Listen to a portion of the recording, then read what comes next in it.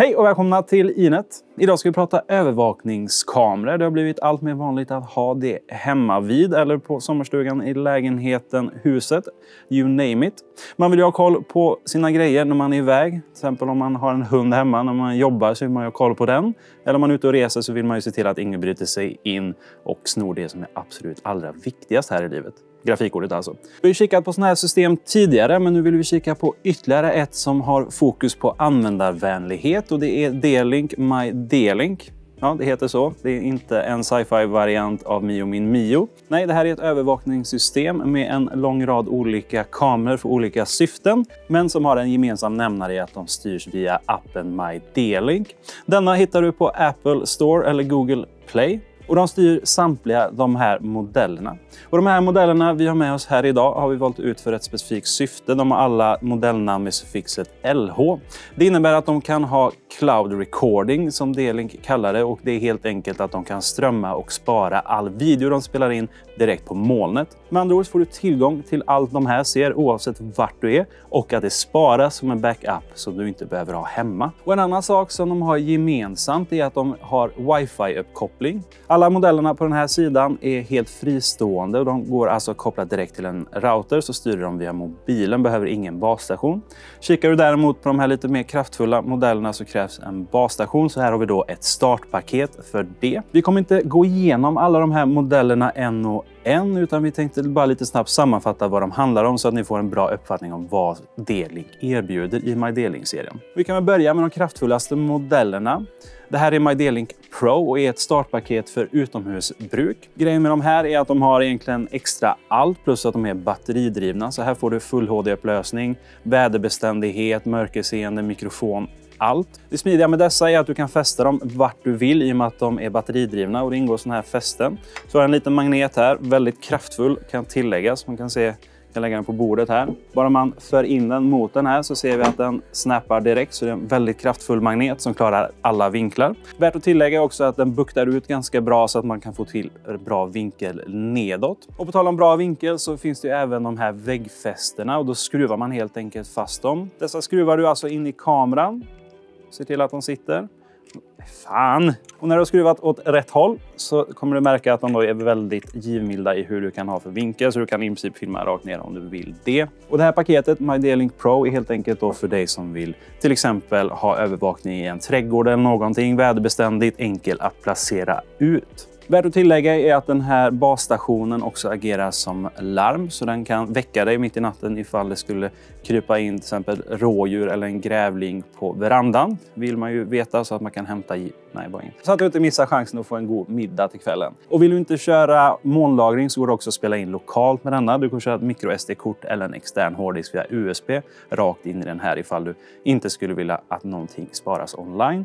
Det går dock inte att spara lokalt och online samtidigt, värt att notera. Men de flesta köper ju sådana här kameror för smidighetens skull, och då är det ju framförallt molnlagringen som är det viktiga. Och med molnlagringen så kommer allting som de här ser då sparas online. Beroende på vilken prenumeration du har kommer det skilja hur länge du har tillgång till dem. Med gratisvarianten så kan du ha upp till en dags lagring med 3 kameror, och det är alltså löpande lagring. Sen kan du spara upp till 50 videos. Sedan så har de då betalda prenumerationer om du ska ha fler kameror, fler dagar eller fler videos. Upp till 10 kameror, 30 dagar och en jäkla massa videos. Men behöver du inte det här kraftfulla systemet så kan du ju även kika på någon av de här fristående modellerna. Däribland så har vi nya 8515 LH som är en väldigt rolig modell, för hela huset här kan vrida sig och kameran kan justeras i höjdled också. Så om jag ber kameramannen att flytta lite på sig ska vi se. Vi ser om den följer efter. Ja. Den har alltså rörelsedetektor och den kan automatiskt följa efter det som rör sig. Med andra ord kan en sån här ensam täcka ett helt vardagsrum till exempel, eller en hel trädgård. Om du till exempel har en ingång till trädgården så kan du sätta att den här ska alltid peka mot den ingången som standard. Men om någonting kommer in så kommer den följa dess väg. Så det är en väldigt rolig grej, och den går också att styra helt manuellt, vilket vi kommer se lite mer när vi kikar in i appen snart. Men behöver du inte täcka så stora ytor så finns det även enklare inomhusmodeller. Vi har 8300 LH här som är en Full HD-kamera, en schysst bildkvalitet men den rör sig inte. Till exempel om du bor i en lägenhet och bara behöver ha koll på ytterdörren så är det ju ett perfekt alternativ för något sånt. Sedan så har vi även 8000 LH minikamera som går att driva med en powerbank. Om du bara vill ha koll på någonting, behöver inte vara bästa kvaliteten eller mest avancerade funktionaliteten. Till exempel ett förråd eller någonting som du bara kan skyffla in en liten kamera och ha koll på det. Men vill du ändå köra utomhus men inte slå till på de här trådlösa modellerna så finns det även en trådad modell här längst ner till höger i bild. 8600 LH heter den. Har mycket av funktionaliteten som vi hittar här i värstingmodellerna men att den är trådbunden istället. Så den kan du till exempel fästa ut mot din trädgård eller mot garaget eller något. Och med trådbunden så menar jag att de inte går på batterier helt enkelt men samtliga kameror snackar över wifi så du behöver inte dra internetkablar överallt. Utöver kameror så har D-Link också lite andra tillbehör, däribland smartplug. Det är helt enkelt ett vägguttag eller en dosa som du sätter mellan vägguttaget och det du ska styra. Om du till exempel har en lampa eller någonting så kan du ha den på och så styr du den genom det här istället. Smidiga med den här är att du kan skapa regler så att du till exempel sätter på en lampa ifall en kamera går igång eller någonting liknande. Allt det här går ju också att göra regler med IFTT. Men nu är det dags att kika på appen och försöka reda ut hur det är att använda de här grejerna och leva med. Vi har kopplat upp My D-Link Pro och 8515 LH. Det är de ni kommer se i appen, men det är ett väldigt enkelt sätt att lägga till fler. Och vi kan väl börja med det. Visa hur man kommer igång. Det är ett väldigt enkelt sätt att göra det. De har nämligen QR-koder för att lägga till ytterligare tillbehör. Så ska du lägga till en kamera så trycker du bara på Yes, I have a QR-code. Och så har du då en som inkluderas i förpackningen.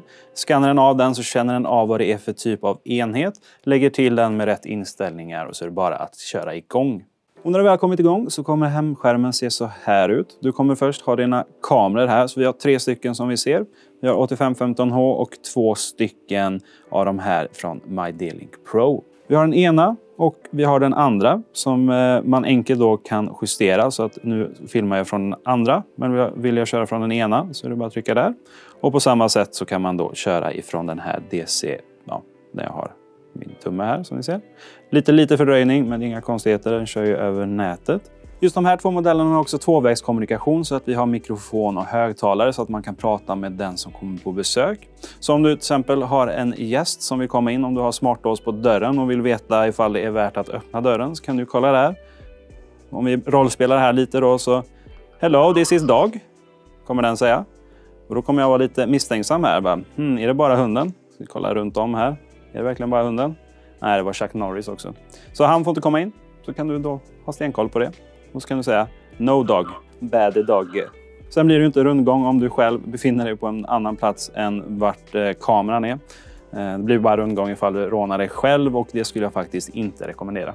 Och härifrån så kan du då köra livestream från när du vill.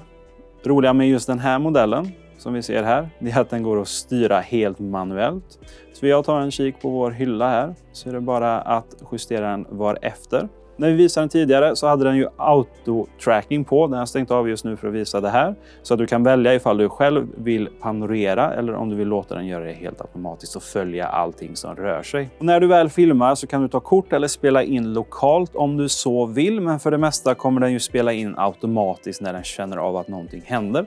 Då hamnar det här i din kalender eller vad som har hänt i din timeline. Så här ser vi då alla klockslag när de har känt av någonting. Det har varit väldigt mycket just nu. Jag håller på att ladda in thumbnails också. Så vi ser här på de äldre videorna så har vi det. Så då kan du i efterhand då bara klicka upp en film och kika på den. Se vad som har hänt. Och så ligger det här då sparat. Som standard 1 dygn då ifall du kör gratisvarianten. Men om du har en av de här betalda prenumerationerna så kan du ha upp till 30 dagar. Och sedan kan du då spara de här filmerna. Men som sagt, de ligger sparade på molnet olika långt beroende på vilken prenumeration du har. Just nu har jag satt så att den kommer filma så fort någonting går förbi. Och det gör man här inne i vad som kallas automation. Eller automation då om man föredrar svenska, men den är på engelska den här appen. Så just nu har jag satt den på allt som rör sig, men jag kan skapa en himla massa till ifall jag vill, så kan man enkelt skifta mellan dem.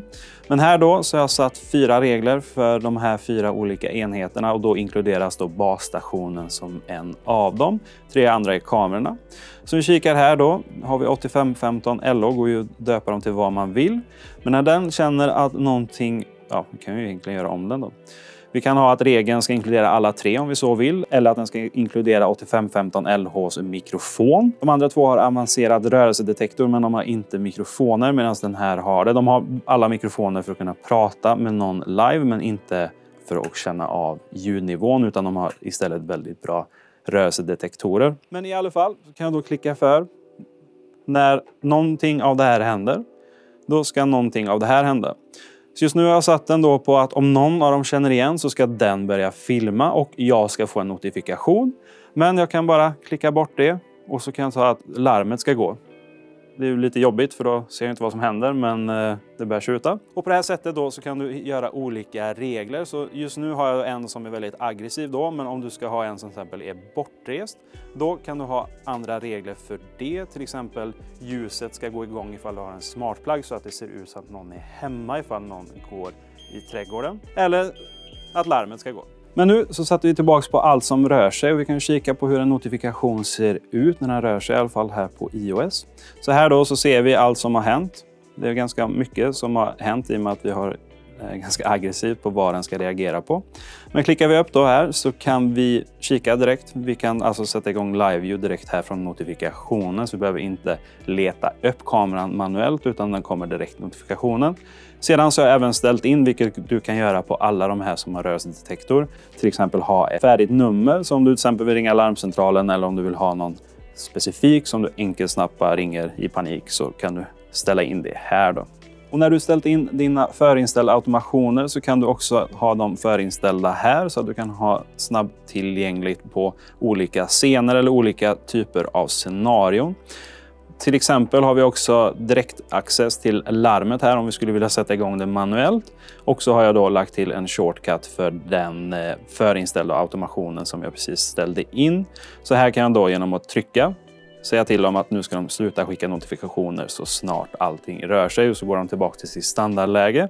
Men vill jag ha igång det igen så bara klicka en ytterligare gång. På samma sätt så har vi olika scenarion här nere och de kallas one tap. Här har du olika förinställningar för till exempel om du ska iväg, om du är hemma eller om du ska gå och sova. Så du kan då ställa in hur de här kamerorna ska bete sig och vilka regler som ska gälla beroende på det här scenariot. Och alla de här så kallade one-tap funkar alltså som widgetar. Kan du ställa in manuellt så att du kan ha olika, så det är inte bara förinställda. Så du har ett gäng olika här då som du kan justera varefter så att du kan sätta olika regler. Till exempel kan det vara att den ska sätta på automation 4 på de här och de här. Eller så kan man ha en som är sova och då kanske man vill ha igång larmet också så att man vaknar ifall någon kommer. Så vi har många olika funktioner och inställningar för att göra det enkelt och höja livskvaliteten. En ytterligare är också att man kan ha olika scheman så att du kan sätta in efter de här tiderna, till exempel om ni alltid går och lägger er klockan 10, så kommer automatisk sova-scenen gå in. Eller om du är en klassisk Svensson-familj som har jobbtider på vardagar och helgtider på helgerna, så kan du bara ställa in då så att det ska bete sig varefter. Sedan så kan du även ställa in per enhet hur de ska bete sig. Här då, om vi går in på den här 8515 LH så kan man ställa in motion setting till exempel. Som vi ser nu så har jag ju en fin stor hand här, men här kan man då markera vilka områden som är värda att tracka. Så till exempel har en hund på golvet, kan du säga att de som är ovanför golvet då, de zonerna, de ska du ha koll på. Men framförallt är det auto-tracking som man vill ha. Det är alltså den spårningen som vi visade tidigare. Så nu när den är på så kommer den följa det som rör sig. Så i det här fallet mina fingrar kommer den känna efter.